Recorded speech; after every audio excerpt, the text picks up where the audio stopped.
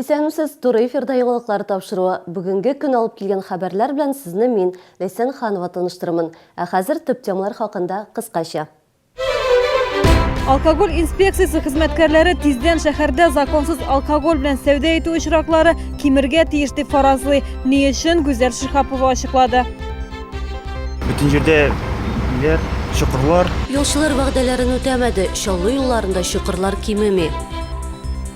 Өстәмә хезмәтләрне мәҗбүри тагалар, моның белән риза булмаган шәһәрдәш безнең кайнар элемтәгә мөрәҗәгать итте. Булачак укытучыларга ай саен өстәмә стипендия биреләчәк. Квоталар билгеләнгән иде. Акчаны кемнәр алыр, хәбәрчебез белеште. Балаларга битлек тараттылар, аларны тиз арада урамга алып чыктылар. 58-нче бакчада коткаручылар өйрәнүләр оештырды. Халык телендә фанфориклар дип йөртелүче төнәтмәләр белән көрәш кырыслана. Әле берничә айлык кенә сәүдәгәрләр бу эчемлек түгел, косметик лосьон дип акланды. Закон буенча алар ирекле сатуда. Әмма хәзер башкарма комитет бу бизнеска каршы чыкты. Шалда фанфориклар сатылучы киоскларны сүтәләр. Моңа карата шәһәрдәшләребез фикрен хәбәрчебез Гүзәл Шихапова тыңлады. Әле күптән түгел генә биредә якынча 2 квадрат метр мәйданны фанфориклар сата торган киоск биләп тора иде. Белгечләр биредә 100 шешәне лаборатория тикшерүенә җибәрде. Нәтиҗәдә кечкенә шешәләрдә косметик лосьон түгел, 95% спирт һәм су катнашмасы булуы ачыкланды. 18:07 йорты каршында урнашкан киоскны башкарма комитет күрсәтмәсе нигезендә сүттеләр. Эшмәкәргә карата административ беркетмә төзелгән, материаллар арбитраж судка җибәрелгән. Хәзер аңа 10 000 сум тирәсе штраф яный. Узган ел ахырында мэрия капиталь төзелеш объектлары булмаган киоскларны сүтү турында карарга кул куйды. Сүтләсе киосклар саны 70 тирәсе. Бүгенге аларның 40-лабы юк инде.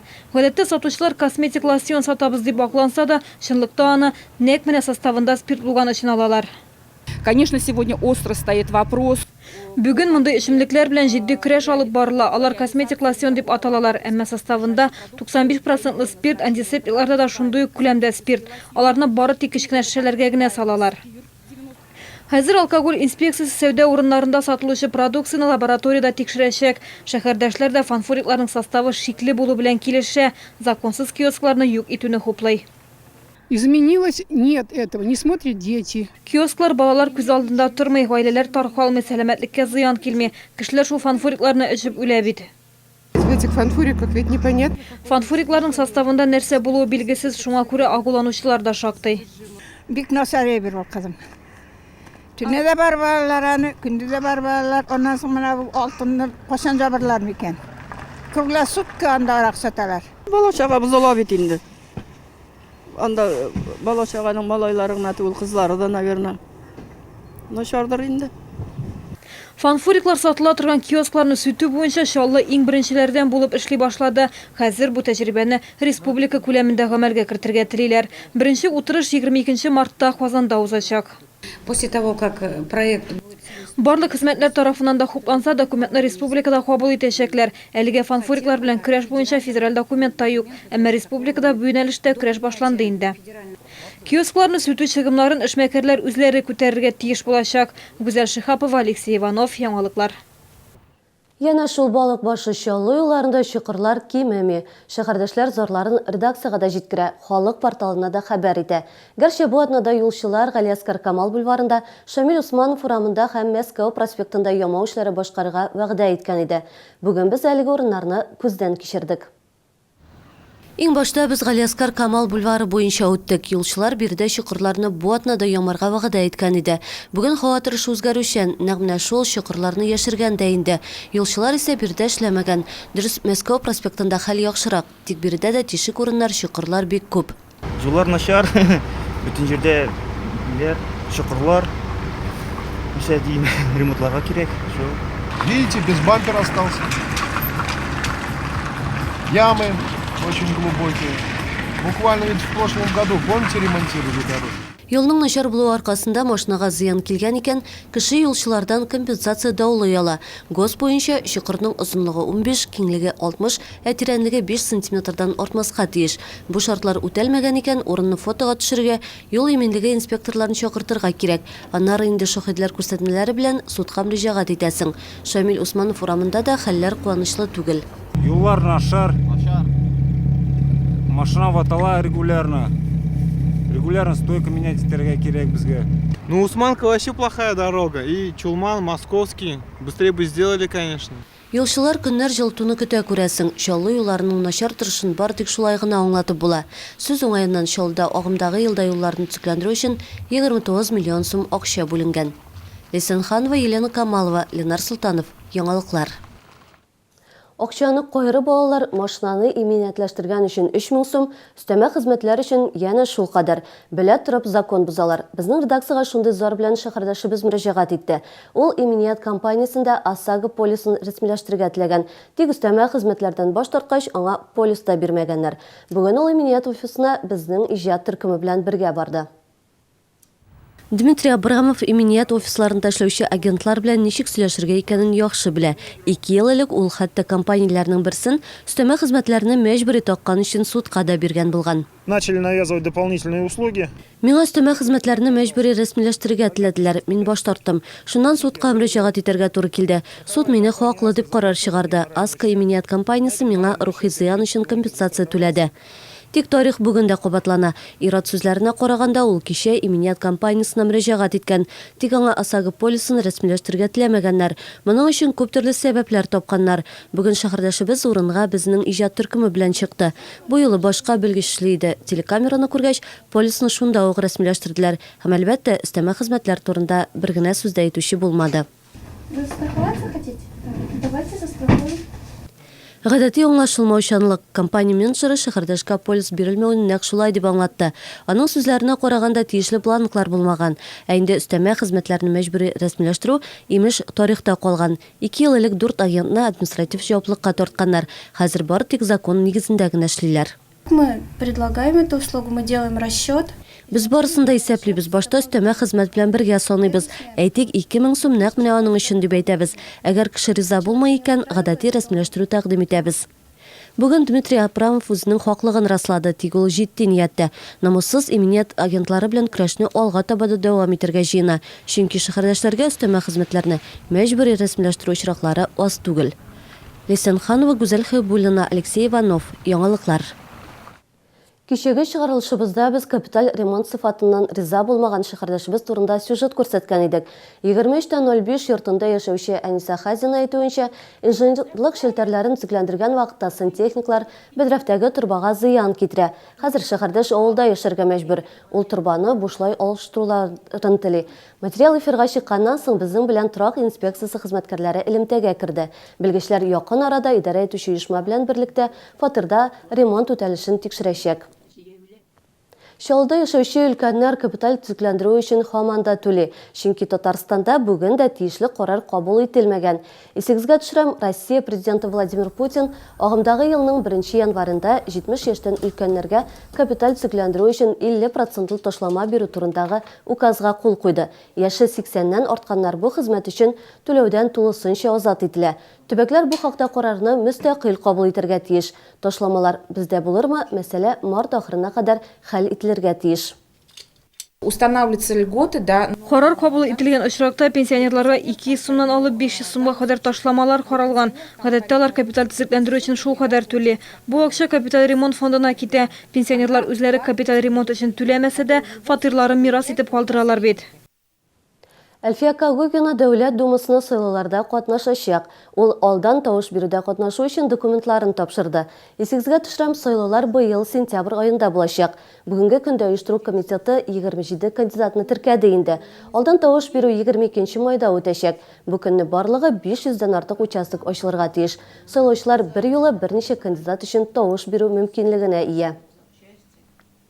Чаллыда халыкка бушлай юридик ярдәм итү көне үтәчәк. Ул 25 мартка билгеләнгән. Аны оештыруда Россия юристлары ассоциациясе иҗтимагый оешмасы башлап йөри. Чаллыда халыкны бердәм Россия партиясенең җирле бүлегендә иртәнге 8дән кичке 4кә кадәр бушлай кабул итәчәкләр. Консультациягә алдан язылу кирәк. Телефон номерын сез экраннарда күрәсез. Булачак укытучыларга ай сайын өстәмә стипендия биреләчәк. Квоталар билгеләнгән иде. Акчаны кемнәр алыр, хәбәрчебез белеште. Балаларга битлек тараттылар, аларны тиз арада урамга алып чыктылар. 58нче бакчада коткаручылар өйрәнүләр оештырды. Ура! Эссында подгузник Подгузниклар гадәттә үзләрен тыныч тоталар, тик эссында бар да мөмкин. Pampers Active Baby подгузниклары 749 сум. Бары 15-ннән 28 мартка кадәр генә.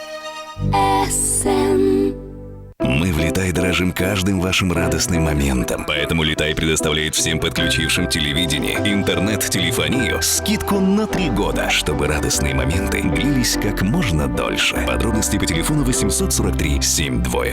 Московская ярмарка. Новое поступление весенней одежды для всей семьи. Куртки, брюки, обувь и многое другое. Московская ярмарка. Легкие цены на все. 30-й комплекс, торговый центр «Океан», 2-й этаж. 18 марта в органном зале органный вечер с камерным оркестром Игоря Лермана. Солист, профессор Казанской консерватории Рубин Абдуллин.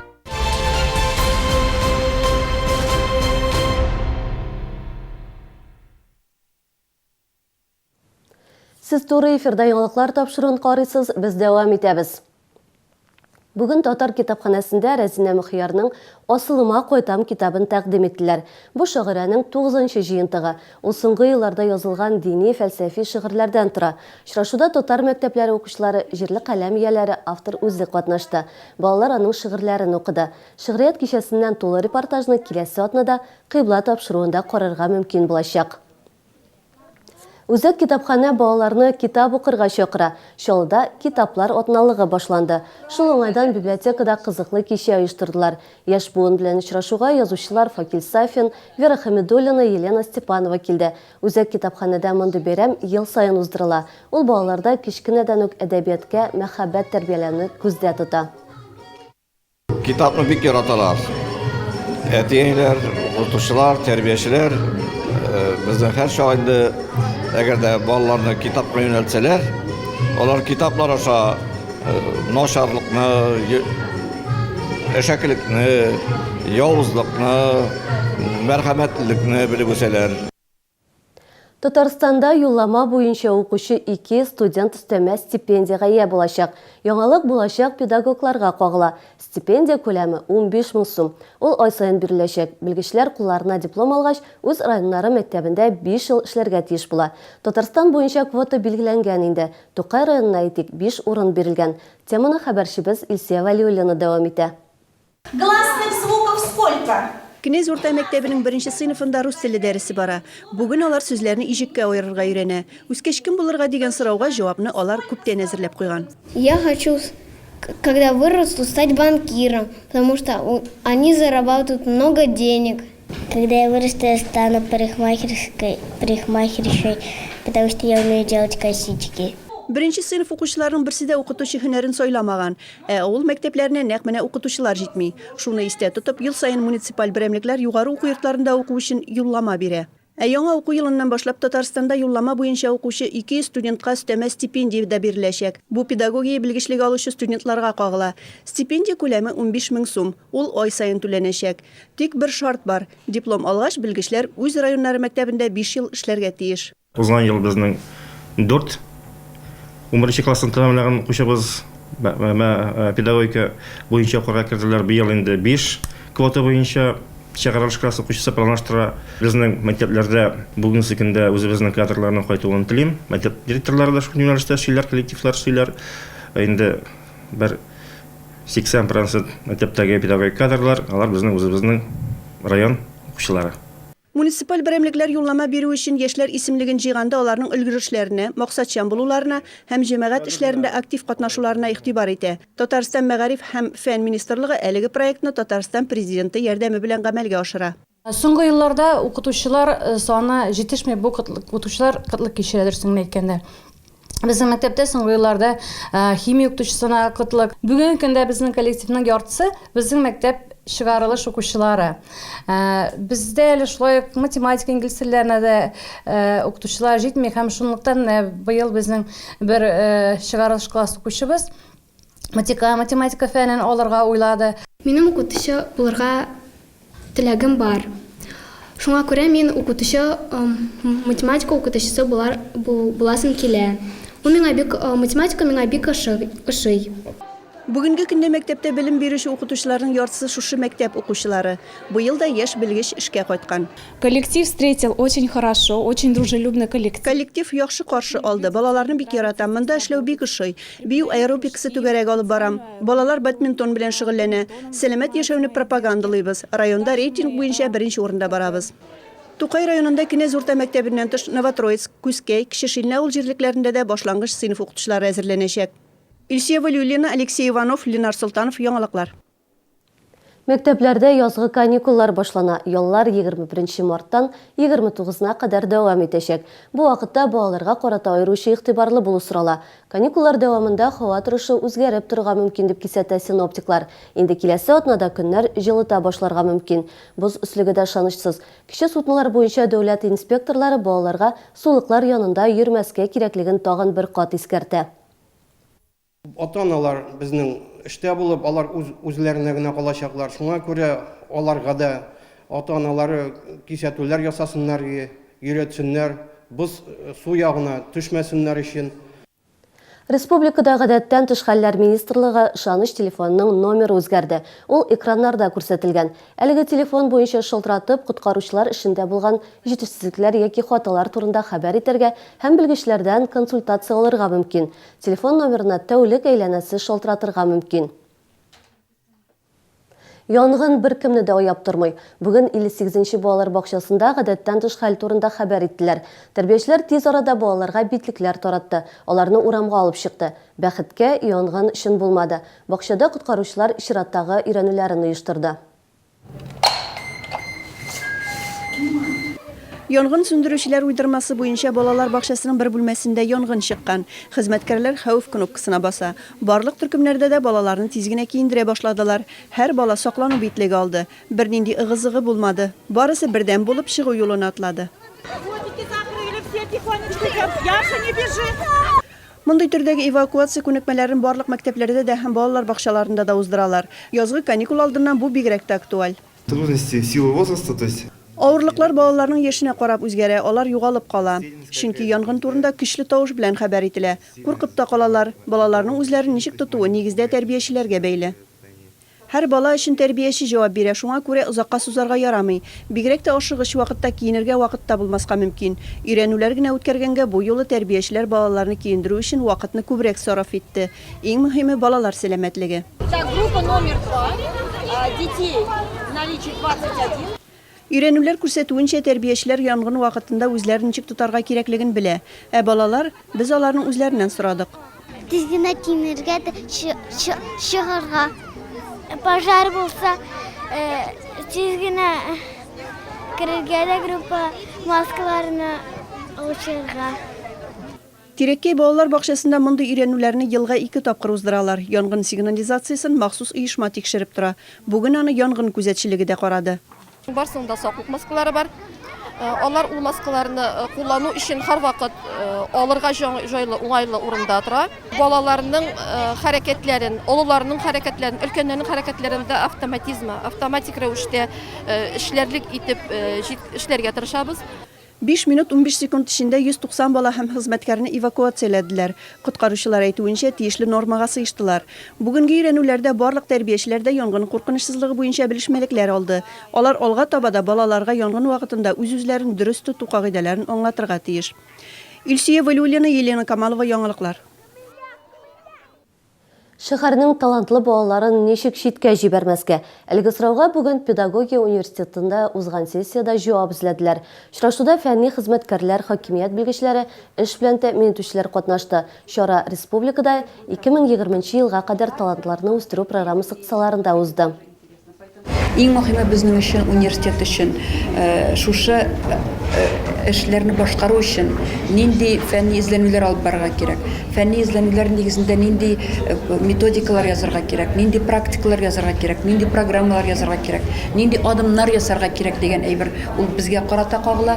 Без шушы әйберне карадык һәм инде бик күп үзебез өчен ачышлар ясадык. Жер сәгатенә син дә кушыл. Ел сайын үткәрелә торган иң ире экология акциясе иртәгә, ягъни 19 мартта булачак. Аңа шәһәрдәшләребез дә кушыла ала. Акциядә катнашучылар кичке сәгать 9 яртыда электр приборларын сүндерәчәк. Бу экология проблемаларына үзеңнең мөнәсәбәтеңне белдерү, әйләнә-тирәне саклауга өлеш кертү дигән сүз. Акциядә катнашучылар Жер сәгате 2016 дип исемләнгән официаль сайтта да теркәлә ала. Бөтен дөнья буенча әлеге чара 2 миллиардка якын халыкны берләштерә. Анда татарстанлылар да актив катнаша. Узган ел Казанда, хәтта Кремльдә, Республика Дәүләт Советында һәм Салих Сайдашев исемендәге зур концерт залында да утлар сүндерелде. Киләсе елларда да авыл хуҗалыгы ярминкәләре оештырылачак. Алар гадәттәгечә Сарман трактында һәм Южный агросәнәгать комплексында иртәнге 8-дән көндезге 3-кә кадәр эшли. Бу юлы ярминкәләрдә республиканың 27 районыннан экологик чиста продукция тәкъдим ителә. Сәүдә май бәйрәмнәренә кадәр дәвам итәчәк. Аннары җылы һава торышы продукцияның сыйфатына зыян салмасын өчен вакытлыча туктатылачак. Киләчәктә ярминкә адреслары үзгәрергә дә мөмкин. Хәзер белгечләр Комсомол районында уңайлы булган яңа урын изли. Галиаскар Камал бульварында һәм Шамил Усманов урамнарында әлегә сәүдә оештырылмый. Перекроем улицу Галиаскар Камала. Галиаскар Камал бульварында сату оештырсак, бирдә яшәүчеләр машина белән йөри алмаячак. Сатып алучылар да узып китүче транспорт газлары продукцияны боза дип зарлана. Сыерчык бураннары халык март айында була торган кар бураннарына нәкъ шулай дип атый. Синоптиклар хәбәр итүенчә, бүгенгедәй һава торышы алдагы тәүлекләрдә дә сакланачак. Буран вакытында күз күреме нибары 500 метр булырга мөмкин. 19 мартка каршы төндә температура -14 градуска кадәр төшәчәк дип фаразлый синоптиклар. Юлларда бозлавык саклана, игътибарлы булыгыз. Атна вакыйгаларга бай булды. Шимбә-якшәмбе көннәрендә дә күп кенә кызыклы чаралар көтелә. Алар хакында мәгълүмат белән сез безнең tvchilny.ru сайтында һәм ВКонтакте шелтәрендә рәсми төркемебездә дә таныша аласыз. Ял көннәрегез файдалы һәм кызыклы үтсен дигән теләктә мин сезнең белән саубуллашам. Исән-имин булыгыз.